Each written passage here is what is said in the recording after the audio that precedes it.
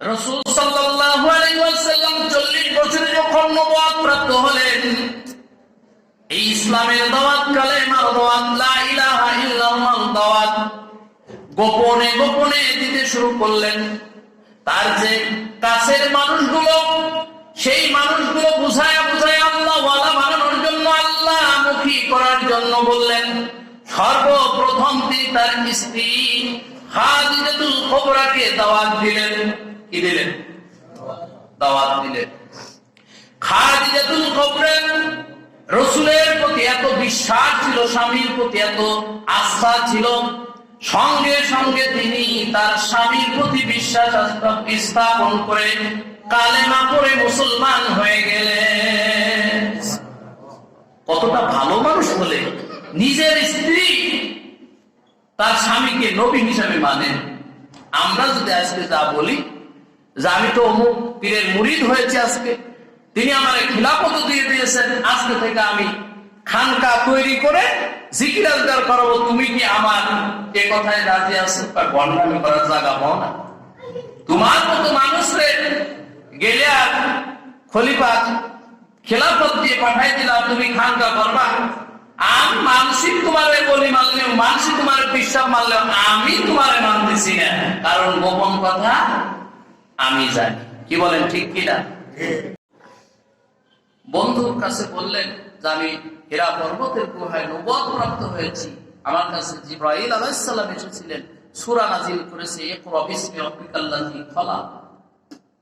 আবু বকর রাদিয়াল্লাহু তাআলা বন্ধুর কথায় দ্বিমত না করে সঙ্গে সঙ্গে কালেমা পড়ে মুসলমান হয়ে গেলেন।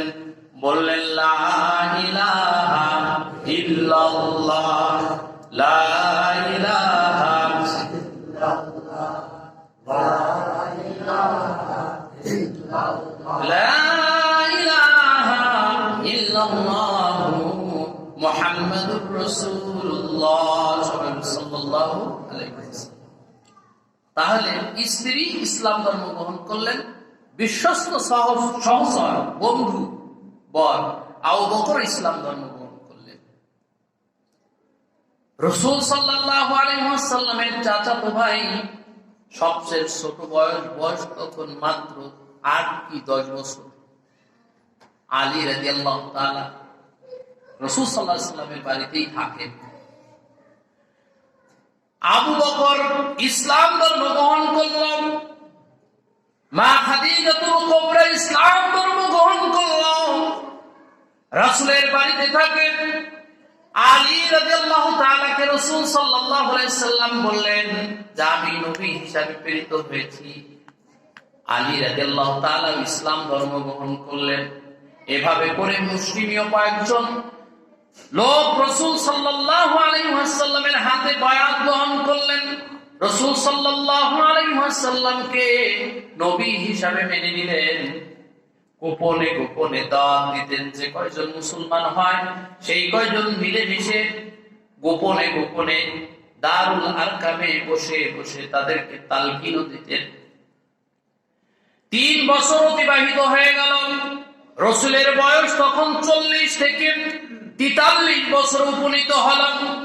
আল্লাহ রাব্বুল আলামিন সূরাতুশ শুআরার মধ্যে একটি আয়াত নাযিল করে দিলেন, ওয়া আনযির আশীরাতাকাল আকরাবিন। হে রাসূল, এতদিন আপনি গোপনে গোপনে আপনি ইসলাম ধর্ম প্রচার করেছেন, কালেমার দাওয়াত দিয়েছেন। আজকে থেকে ইসলাম ধর্ম গোপনে প্রকাশ করা লাগবে না, গোপনে দ্বীনের দাওয়াত দিতে হবে না। আজকে থেকে আপনার জন্য হুকুম হলো আনযির আশীরাতাকাল আকরাবিন, আপনি আপনার নিকট আত্মীয় যারা আছে তাদেরকে দ্বীনের দাওয়াত দেন। নিকট আত্মীয় কার? রাসূল সাল্লাল্লাহু আলাইহি ওয়াসাল্লামের স্ত্রী ইসলাম ধর্ম গ্রহণ করল, বন্ধু করল, নিজের বাড়ির যে চাচাতো ভাই সেও ইসলাম ধর্ম গ্রহণ করলো, এভাবে কয়েকজন করলো। তাহলে আমরা তো মনে করি আমার স্ত্রী আর আমার স্ত্রীর বাড়ির মানুষই আমার আপনজন, আর কেউ আমার আপন না। কথা বলেন ঠিক কিনা? হ্যাঁ, ঠিক কিনা? আমরা আমাদের স্ত্রীর আত্মীয় আর স্ত্রীকে আপন মনে করি। চাচা, ভাতিজা, এদেরকে কখনোই আমরা আপনজন মনে করি না। অধিকাংশ ক্ষেত্রে একটা মাসালা জেনে রাখে, আত্মীয় সম্মান পাওয়ার ক্ষেত্রে আপনার আমার সবচেয়ে নিকট আত্মীয় কে? কেউ বলতে পারবে নিকট আত্মীয় কে? আমাদের আত্মীয় হলো তিন ধরনের সৃষ্টি হয়। আমার আত্মীয় তিন ধরনের সৃষ্টি হয়েছে। এক নাম্বার হলো বাপের দিক থেকে যারা আত্মীয় আছে, একটা সিলসিলা, একটা ধারা। আর একটা আত্মীয় হলো আমার মায়ের দিক থেকে যে আত্মীয় শুরু হয়েছে, সেটা একটা ধারা। আর একটা হলো আমি বিবাহের কারণে আমার যে আত্মীয় হয়েছে। এই তিন ধারায় আমরা পরস্পর আত্মীয়র সাথে সম্পৃক্ত।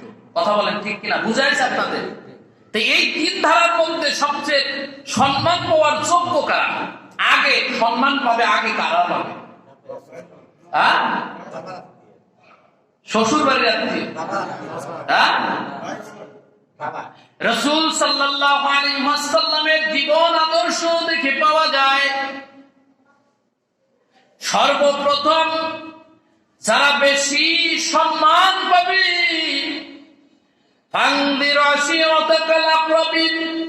আপনার নিকট আত্মীয়দের মধ্যে আপনি দ্বীনের দাওয়াত প্রদান করুন। এই আয়াতের প্রেক্ষিতে বলা যায় যে সর্বপ্রথম রাসূল সাল্লাল্লাহু আলাইহি ওয়াসাল্লাম শ্বশুর বাড়ির আত্মীয়র দিকে তাকান নাই, মায়ের বাড়ির আত্মীয়র দিকে তাকান নাই।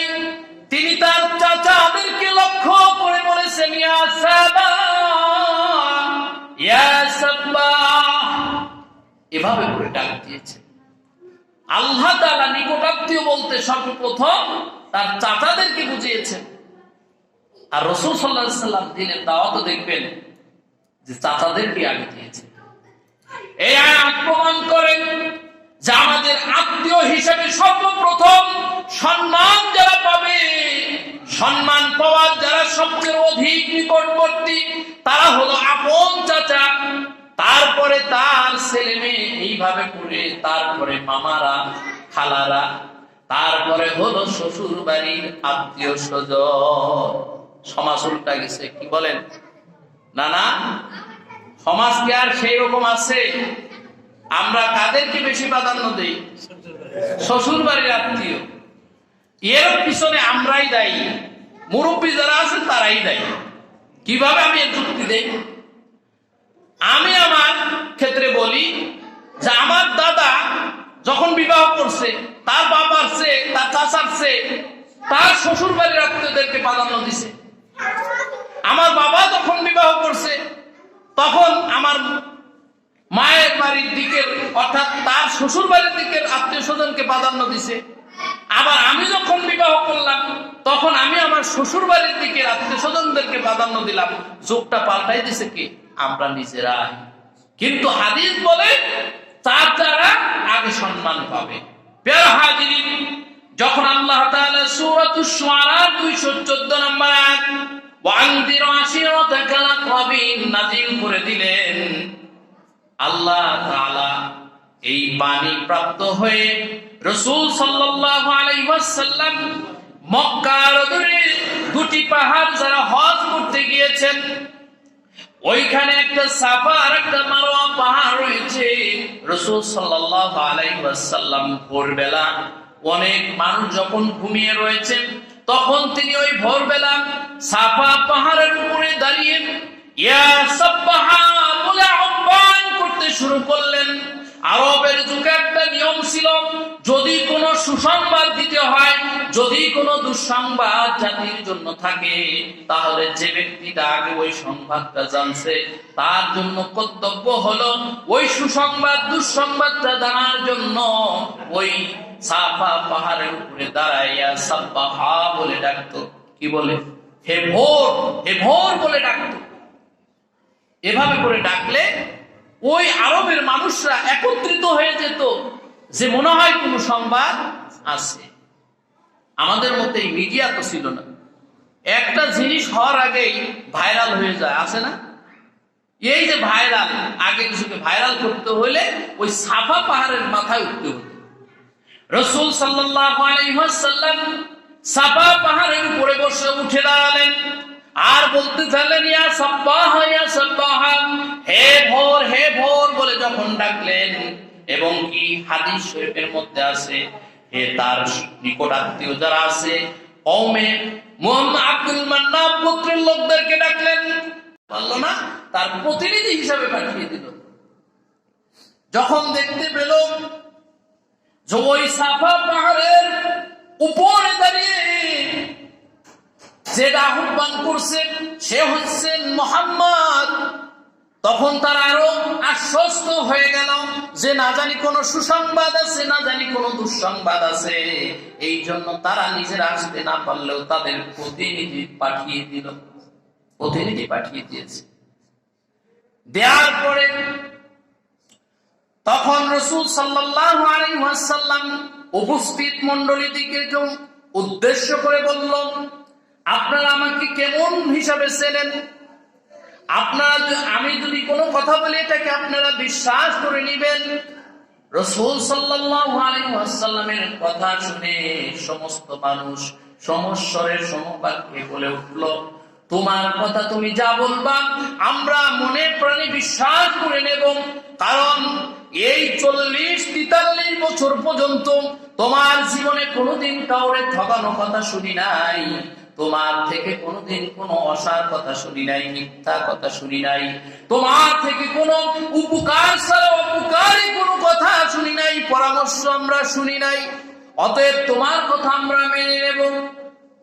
কাফের যারা ঈমান আনে নাই, এখনো মুসলমানরা, জাহিলিয়াতের যুগ তৎকালীন সময় চলতেছিল। রাসূল সাল্লাল্লাহু আলাইহি ওয়াসাল্লাম যখন আরব উপদ্বীপে আসে, যারা সার আছেন এখানে, ওই সময়ের যুগটি ইসলামের ইতিহাসে কি বলা হয়? আয়ামে জাহিলিয়াত যুগ বলা হয়। আয়াম